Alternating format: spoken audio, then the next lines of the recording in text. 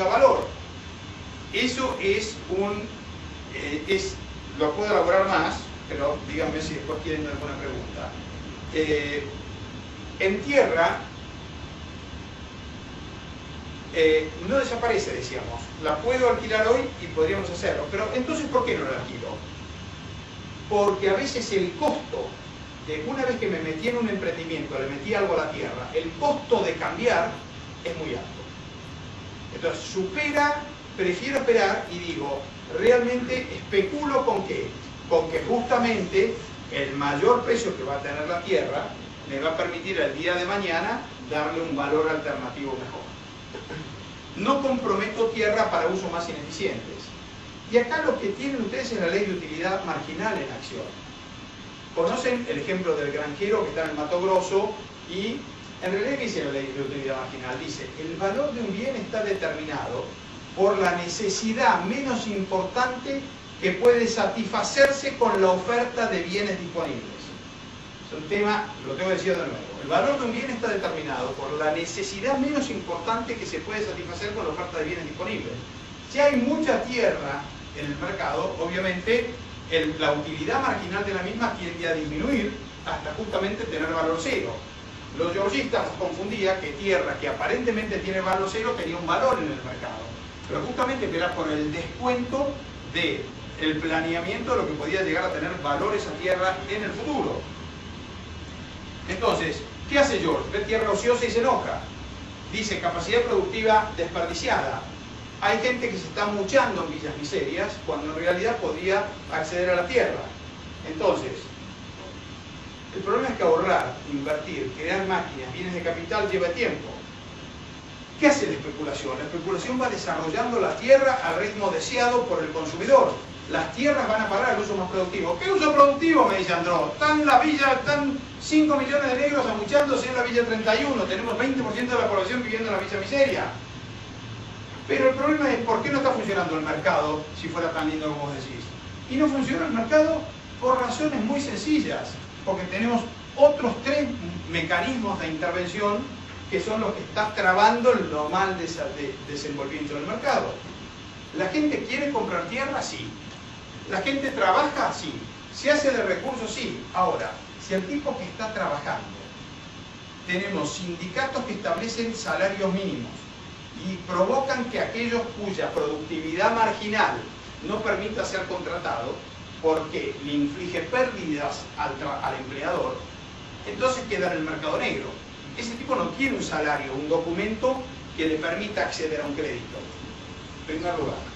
Segundo, los terrenos, en la época de Vinelli, en la época de principios de siglo, sencillamente lo que ocurría en esa época es, agarraban un gran campo, los parcelaban, ponían calles tentativas y sencillamente decían, muchachos, se lotean estos, se paga 30 años, les damos los ladrillos y usted se va construyendo su casita. Servicio de luz no hay, con velas muchachos al principio. Servicio de gas no hay cañerías y dejamos abiertas las zanjas para que después pongan la cañería, se arranquen.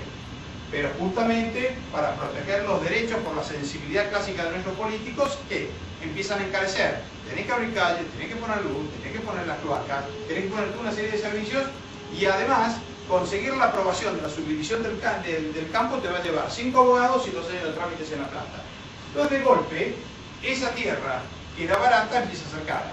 Además ya no te puedo vender a 20 años. ¿Sabes por qué? Porque tenemos una inflación o hiperinflación del 30 o 40% anual. Entonces pagame la cash. O te hago 24 cuotas con toda la furia. Entonces, primero se encareció el terreno muchísimo. Segundo, se trabó todo el proceso de demanda de mano de obra porque hay que combatir al capital. Entonces, si combatimos al capital, no hay demanda de mano de obra. Los salarios quedan bajos. Tercero, tenemos inflación. Entonces, no se permite la venta a crédito de 20 o 30 años. Te destrozan con las ventas a crédito. Entonces, sencillamente la gente no tiene dónde ir. Tiene salarios en negro, no puede probar que va a ser capaz de repagar el crédito. No hay oferta de tierras, ¿por qué? Porque solamente hay oferta de tierras para countries. Hay 750 countries, pero para la gente que puede pagarlos. Pero el tipo que recién arranca, el inmigrante que recién llega, tierras marginales no hay, no se le ofrece nada de eso. Entonces, ¿qué tienen que hacer? Tienen que ocupar tierras fiscales. ¿Por qué? Porque es la única tierra que tienen acceso. Y van construyendo lo que pueden, con cartones. ¿Son criminales? No. Coincido con Guillermo. No son criminales. Pero la solución a eso está en el impuesto a la tierra o está en generar acumulación de capital, demanda de mano de obra, eliminar restricciones, eliminar la inflación, de manera que los bancos puedan entregarte créditos a 30 o 40 años a tasa de interés del 4%. 5% como a través de los ciclos ha sido la tasa normal. Bueno, para terminar,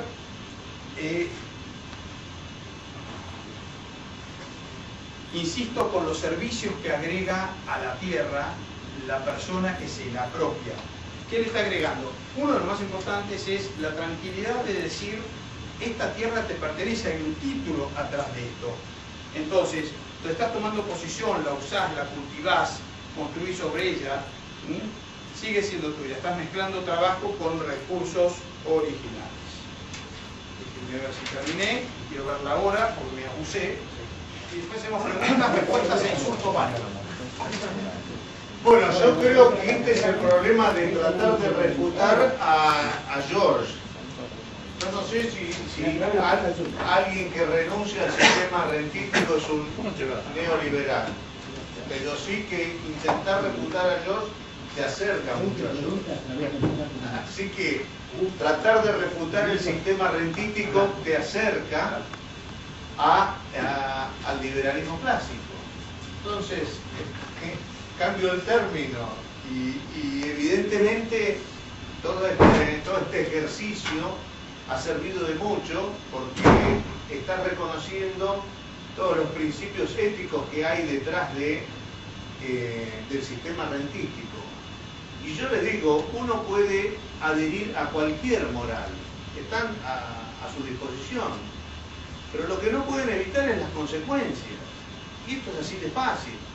La moral no es algo que ha sido agradable al ser humano. Desde que nacemos, tenemos el perro y el gato, se tratan de apropiar de la tierra y marcan territorio. Está en nuestros genes apropiarnos de la tierra. Y es lógico y está bien. Y el sistema rentístico permite que cada uno se posea la tierra que necesite. Simplemente tiene que pagar por ella. ¿Para qué? Para liberar a aquellos que no tienen acceso a la tierra de que tengan que pagar impuestos. Y así es como se libera la economía, así es como se genera la industria, así es como se genera, se duplica la capacidad de compra del salario. Y así es como se transforma una sociedad ruinosa en una sociedad virtuosa. Por eso yo creo que esta discusión ha sido muy útil, porque nos abre interrogantes que deben ser discutidos, deben ser analizados y debemos seguir en este tema para avanzar, porque la solución a gravísimas consecuencias, son graves las consecuencias, vos decís bien, tenemos que ver la realidad y la realidad está en la calle, está en un enriquecimiento brutal acompañado de una pobreza monstruosa. Entonces, hay algo que está funcionando mal. Tenemos la llave acá, el sistema rentístico de Alberti. Alberti y George eran contemporáneos, lamentablemente no se conocieron. Tengo entendido que Alberti no llegó a leer a George, pero hubiese sido el complemento ideal, porque las ideas de George y la idea de la base del derecho que tenía Alberti hubiesen sido ahí sí hubiesen formado un bloque indestructible. Lamentablemente no se conocieron, lamentablemente es muy interesante, pusimos el otro día, porque en Facebook cada cosa que pongo me piden las cuentas, es lo mismo que hace Alberto Beregalín. Entonces, León Tolstoy resulta que dijo que hoy un hombre no puede considerarse culto si no ha leído a Henry George. Y entonces me piden la cita, buscando en Facebook encontré las cartas de Tolstoy al primer ministro del zar Nicolás. Están publicadas, no sé si la habrán leído. Es terrible. Le dice, señor, cambie el sistema, pase al del sistema tributario que tiene Rusia al sistema rentístico y acá están las soluciones. Y le describe cuál es el mecanismo.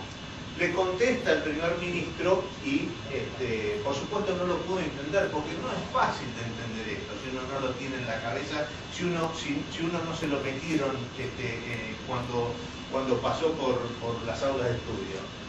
vuelve a escribir una carta dramática a Tolstoy, pidiéndole que adhiera al sistema rentístico. Y por supuesto, entonces, los terratenientes no pagaron la renta, al primer ministro lo mataron, mataron al zar a toda su familia, después mataron a todos los terratenientes, se apropiaron de la renta y tampoco los comunistas pagaron renta. Y fue una tragedia para la humanidad con 20 millones de muertos. Entonces, señores, este es un tema gravísimo. Yo creo que no estamos en situaciones de que haya de nuevo 20 millones de muertos por esta situación. Pero tengan cuidado que la ola esta que se está armando, que sigue subiendo y sigue subiendo, y sigue... Los gallegos pobres están tan desesperados porque creen, dicen, no, la ola ya pasó, ya viene la calma, y están cada vez peor.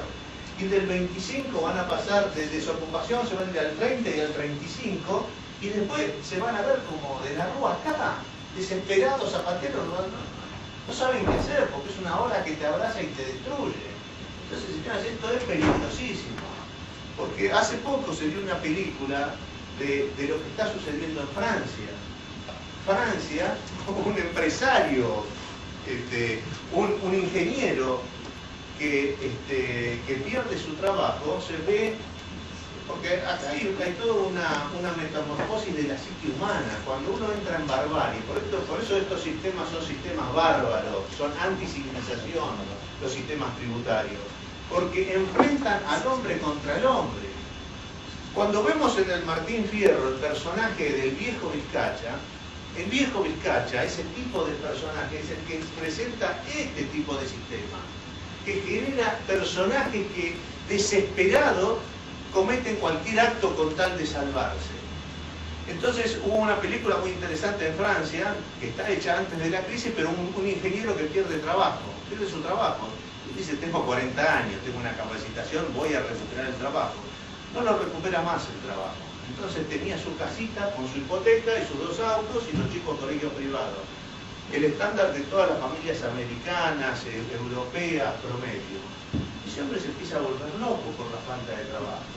No hace lo de los cartoneros, que se agarran el cartón y salen a cartonear.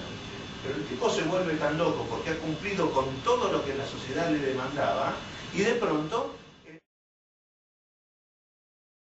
las normas de equilibrio de Pareto y te desarrollan toda una serie de teorías de modelos económicos. Ustedes dicen, el mercado en realidad debería operar en condiciones de equilibrio, pero como esos equilibrios no se dan, porque la información no está disponible, porque los bienes no son múltiplemente divisibles, por toda una serie de argumentos, el Estado debe intervenir y crean modelos de intervención.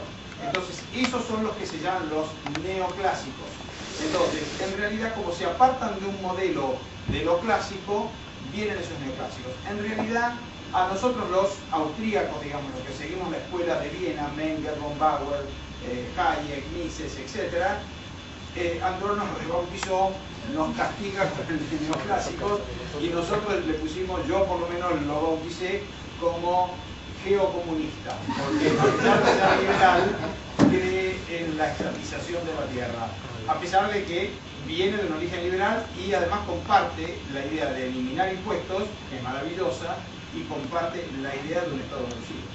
Bueno, ese precisamente es el argumento que nos separa.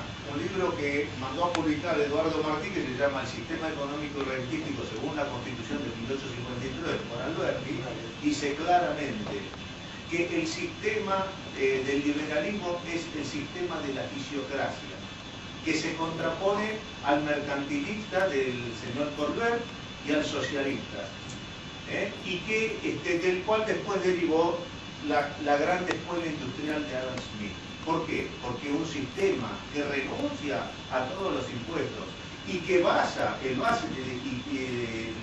recursos del Estado sean las rentas, entonces libera las fuerzas productivas y genera una revolución industrial, como sucedió en Inglaterra. Entonces, este es el liberalismo, el que tiene como origen de los recursos públicos a la renta, tal como lo marcaban los fisiócratas, tal como lo marcó Belgrano, que tradujo los libros de los fisiócratas y trajo otras ideas hasta acá, y como en el desarrollo después del sistema económico y rentístico de Alberti. Porque si uno va a Nueva Zelanda, por ejemplo, el 50% de la tierra en Nueva Zelanda es en Enfiteusis, la de Belgrano.